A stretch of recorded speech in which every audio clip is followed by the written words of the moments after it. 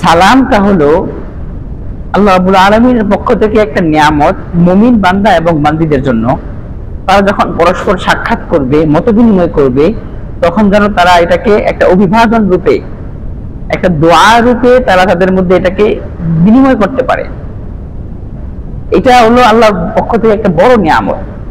সালাম এটা আল্লাহ পাক রব্বুল আলামিনের গুণবাচক নামের মধ্যে একটি। এই গুণবাচক নাম, নিজের নামটা আল্লাহ রাব্বুল আলামিন আমাদেরকে দিয়েছেন নিয়ামত স্বরূপ, যেন আমরা এইটার মাধ্যমে পরস্পর একজনের জন্য দোয়া করতে পারি।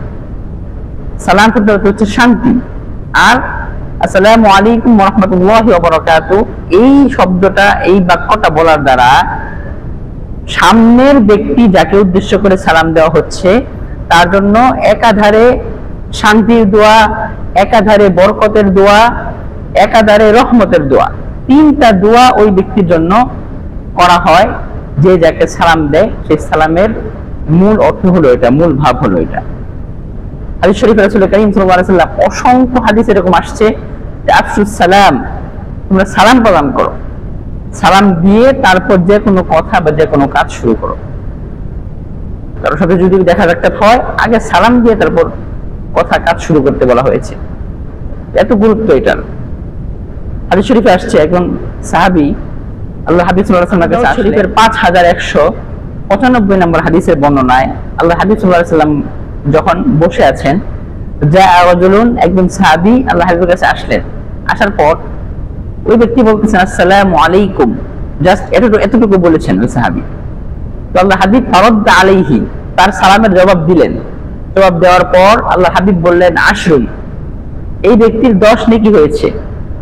তারপর আরো একজন লোক আসলো, আসার পর তিনি বলতেছেন আসসালামু আলাইকুম ওয়া রাহমাতুল্লাহ, এটুকু বলেছেন। আল্লাহ হাবিব তার সালামের উত্তর দিয়ে বলতেছেন ইশরুন, এই ব্যক্তির 20টি নেকি হয়েছে। তৃতীয়বার আরো একজন সাহাবী আসলেন, আসার পর আসসালামু আলাইকুম ওয়া রাহমাতুল্লাহি ওয়া বারাকাতুহু এই পুরা বাক্যটা উচ্চারণ করলেন।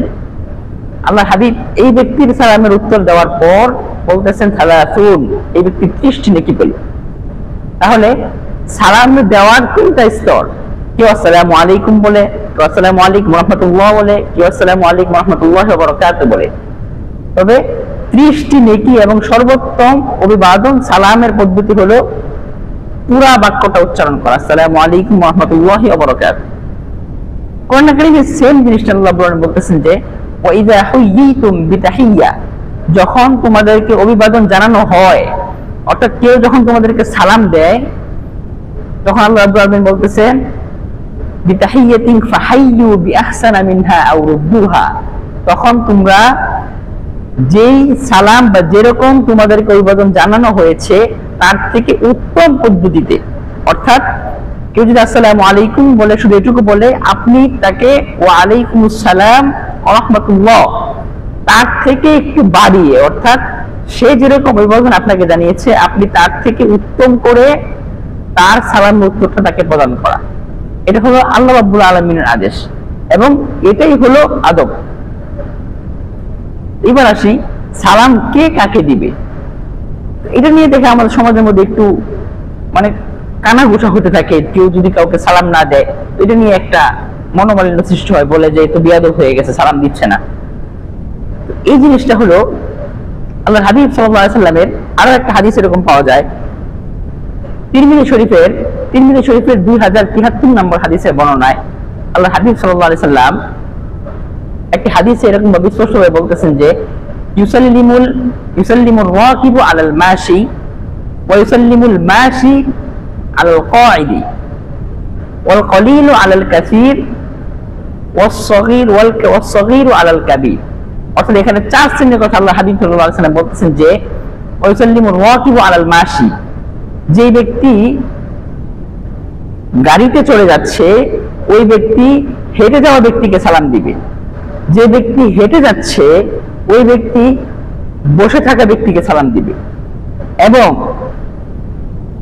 একটা মজলিসের মধ্যে অনেক মানুষ বসে আছে, তখন ওই মজলিসের পাশ দিয়ে অতিক্রম করার সময় অল্প কিছু ব্যক্তি ওই বেশি ব্যক্তিকে সালাম দিবে। অর্থাৎ সংখ্যাগরিষ্ঠ লোকের উপর সংখ্যালঘু লোক সালাম দিবে। আর ছোট বড়কে সালাম দিবে। এটা হলো মূল আদব, এটা হলো সালামের মূল থিম।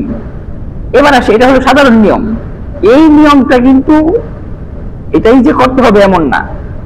এখন হাদিস শরীফে আসছে যে যে ব্যক্তি হেঁটে যাচ্ছে ওই ব্যক্তি দাঁড়ানো ব্যক্তিকে সালাম দিবে, যে ব্যক্তি গাড়িতে চড়ে যাচ্ছে ওই ব্যক্তি হেঁটে যাওয়া ব্যক্তিকে সালাম দিবে। এখন যদি হেঁটে যাওয়া ব্যক্তি যদি গাড়িতে চড়া ব্যক্তিকে সালাম দেয়, দোষের কোনো কিছু না, এটা আরো ভালো, এটা আরো উত্তম। বড় ছোটকে সালাম দিবে না, আদব হলো ছোট বড়কে সালাম দিবে। এখন বড় যদি ছোটকে সালাম দিয়ে দেয়, তাহলে এটার মধ্যে কোনো ক্ষতি আছে? আপনারাই বলেন, কোনো ক্ষতি আছে এটার মধ্যে? কোনো ক্ষতি নাই, বরং এটা আরো উত্তম। বাচ্চাদেরকে শেখানো, অনেকে দেখবেন সমাজের মধ্যে এরকম আছে যে কিছু কিছু মুরব্বী থাকে বা কিছু মানুষ থাকে যে সালাম নিয়ে একটু তাদের মধ্যে মনোমালিন্য দেখা যায়, সমালোচনা করে যে ব্যক্তি তো সালামের উত্তর নেয় না বা সালাম দেয় না, যে এই ছোট বাচ্চা তো বেয়াদব হচ্ছে, এখন থেকে বেয়াদবি শিখছে, বড় হয়ে কি করবে। এই ধরনের মন্তব্য আসলে একদম আমি মনে করি অনর্থক মন্তব্য। ছোট বাচ্চা বড়কে সালাম দিবে, এই যে এটা তো আদব, এই আদবটা শিক্ষা দিবে কে?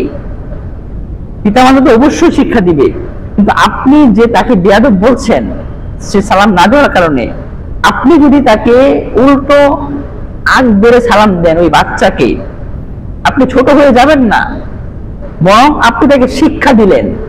এটা হলো কৌশল, আপনাকে কৌশলী হতে হবে। একদিন একটা বাচ্চাকে আপনি রাস্তায় দেখলেন, সে আপনাকে সালাম দেয়নি, সালাম না দেওয়ার কারণে আপনি করলেন তার উপর রাগ করলেন, তাকে ধমক দিলেন, তাই তুমি সালাম দিচ্ছ না, তুমি একটা বেয়াদব।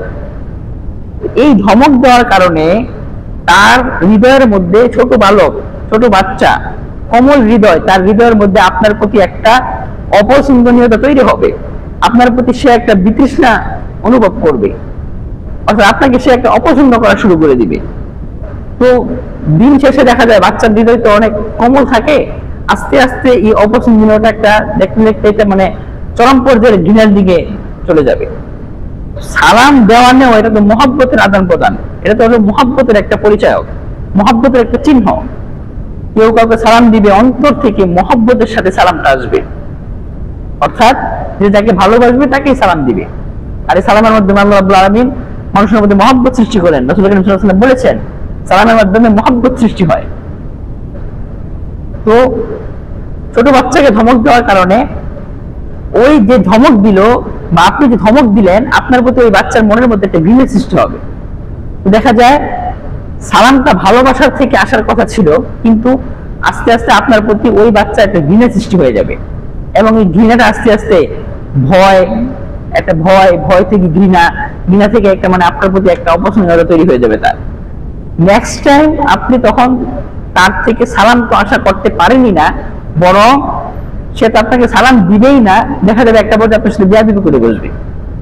ঠিক একই জিনিসটা আপনি উল্টিয়ে দেন, আপনি বড়, ছোট বাচ্চা আপনাকে সালাম দেয়নি, উল্টো আপনি তাকে সালাম দিন। আপনি তাকে সালাম দেওয়ার ফলে সে চিন্তা করবে, সে মনে মনে একটু লজ্জিত হবে যে বাবার বয়সী মানুষ, আমার থেকে বয়সে বড়, তিনি আমাকে সালাম দিচ্ছেন। ভালোবাসা কাজ করবে, মহব্বত, একটু লজ্জা থেকে সে পরবর্তীতে আপনাকে দেখলে সে আগে সালাম দিবে। এই জন্য আমি বলে থাকি যে সালাম যদি আপনার আগে পেতে হয়, আপনি নিজে আগে সালাম দিন। একদিন দিবেন, 2 দিন দিবেন, 3 দিন পরে সে আপনাকে অবশ্যই সালাম রিপিট করবে। এটাই নিয়ম, এটাই মানুষের হিউম্যান সাইকোলজি বলে। এরপর দেখেন ছোট বাচ্চাদেরকে ঘরে, যারা আমরা প্যারেন্টস আছি, ছোট বাচ্চা কাচ্চা আছে ঘরে, ছেলে মেয়ে, ছোটবেলা থেকে তাদেরকে এই সালামের শিক্ষাটা দিন। এটা অত্যন্ত গুরুত্বপূর্ণ একটা শিক্ষা। ঘরের মধ্যে প্রবেশ করতে হলে ঘরে প্রবেশ করার শুরুতেই, প্রবেশ করেই আগে সালাম দেন, ঘর থেকে বের হয়ে সালাম দেন। ফোনে যখন কথা বলবেন সর্বপ্রথম আসসালামু আলাইকুম দিয়ে শুরু করেন কথা শেষ করার পর আসসালামু আলাইকুম বলে কথা শেষ করেন, মানে সব জায়গায় সালামের প্রচলন শুরু করে দেন। তাহলে বাচ্চা, ছোট ছোট বাচ্চা, কোমলমতি হৃদয়, তারা যখন এটা দেখবে, প্যারেন্টসদের থেকে যখন এটা দেখবে, তখন তারা শিখবে, তখন তারা আস্তে আস্তে এটাকে প্রচলন করবে। কোরআন কারিমে তো এরকম আসছে, সূরা নূরের 61 নম্বর আয়াতে আল্লাহ রাব্বুল আলামিন স্পষ্টভাবে বলতেছেন যে ফাইযা দাখালতুম বুয়ুতান, যখন তোমরা ঘরে প্রবেশ করবে, ফাসাল্লিমু আলা ফাইযা দাখালতুম বুয়ুতান ফাসাল্লিমু আলা আনফুসিকুম তাহিয়াতাম মুবারাকান তাইয়্যিবা, যখন তোমরা ঘরে প্রবেশ করবে তখন তোমরা সালাম দাও, সালাম প্রদান করো, সালাম প্রদান করে তারপর তোমরা ঘরে প্রবেশ করো। এটা তোমাদের জন্য হবে কল্যাণকর, একাধারে বরকত, একাধারে তোমাদের জন্য উত্তম। সবকিছুই সালামের মধ্যে নিহিত আছে। এই জন্য যে কোনো সময় ঘরে প্রবেশ করতে হলে, বের হতে হলে, মানে সকল জায়গায় এই সালামের প্রচলন বেশি বেশি করুন। তাহলে দেখা যাবে সামাজিক যে একটা ঐক্য, একজন আরেকজনের সাথে যে একটা মহব্বত, ভালোবাসা, পাড়া প্রতিবেশী যাদের সাথে থাকা হয় একসাথে ফ্ল্যাট, কিন্তু কখনো দেখা সাক্ষাৎ হয় না, কিন্তু যখনই দেখা হয় সালাম বিনিময় হয়। এই সালাম বিনিময়ের মাধ্যমে আপনি তার হৃদয়কে জয় করে নিতে পারেন। এই জন্য সমাজের পর্যায়ে পারিবারিক অবশ্যই সালামের প্রচলন করবেন। এই পরিবার থেকে এটা সামাজিক জীবনে চলে যাবে। তাহলে দেখা যাবে আস্তে আস্তে সামাজিক জীবনের মধ্যে এই সালামের প্রচলন যদি হয় তাহলে মানুষের মধ্যে মহব্বত সৃষ্টি হবে, ভালোবাসা সৃষ্টি হবে।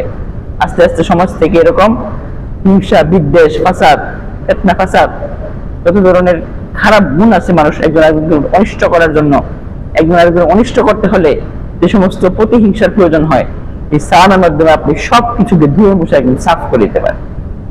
আসুন আমরা সালামের প্রচলন করি, সালাম দেই, নিজে সালাম দেই, তখন বাচ্চাদের কাছ থেকে বা মানুষের কাছ থেকে আমরা নিজেরা সালাম নেই, উত্তর নেই। আল্লাহ পাক রব্বুল আলামিন সকলকে তৌফিক দান করুন।